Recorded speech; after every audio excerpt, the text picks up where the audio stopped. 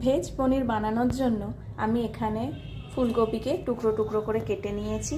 তার সঙ্গে অল্প একটু আলু দিয়ে দিয়েছি, আর আছে গাজর, একটু বিনস, পনির, ক্যাপসিকাম আর টমেটো।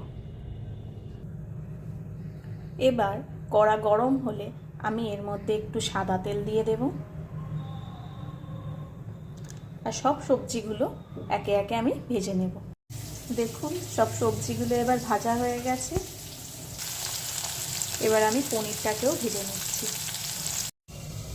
আদা জিরেটাকে আমি একসাথে বেটে নেব, আর চার মগজ আমি আলাদা বাটবো। এবার ওই পনির ভাজা তেলের মধ্যে আমি একটু সর্ষের তেল দিয়ে দেব।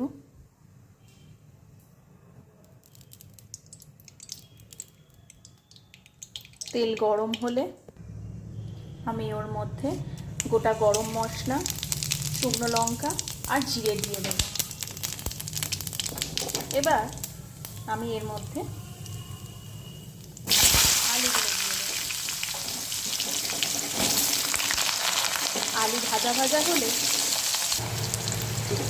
এর মধ্যে টমেটোটা দিয়ে দেব, দিয়ে একটু নাড়তে থাকবো।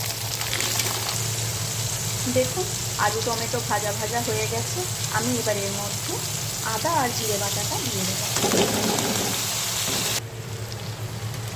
একটু নেড়ে চেড়ে নিয়ে আমি এবার এর মধ্যে একে একে হলুদ গুঁড়ো, লঙ্কা গুঁড়ো আর একটু নুন দিয়ে দেব। এবার আমি এর মধ্যে বেটে রাখা চার মগজটা দিয়ে দেব, দিয়ে একটু নাড়াচাড়া করব।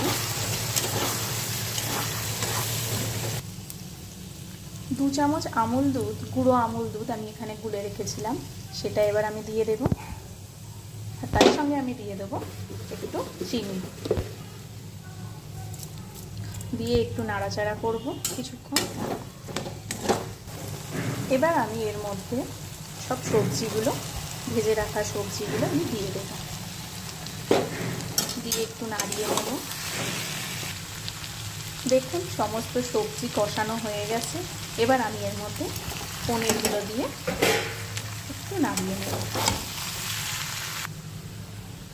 এবার আমি এর মধ্যে গরম করে রাখা জলটা দিয়ে দেব। বেশি দেব না, কারণ সব ভাজতে ভাজতে আমার সবজি সিদ্ধ হয়ে গেছে। দিয়ে আমি এটাকে একটু জোরে করে ঢাকা দিয়ে দেবো।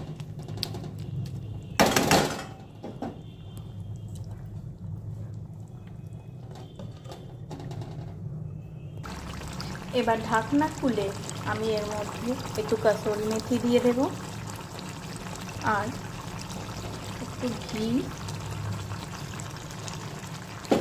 আর একটু গরম মশলা দিয়ে আমি এটাকে পরিবেশন করব।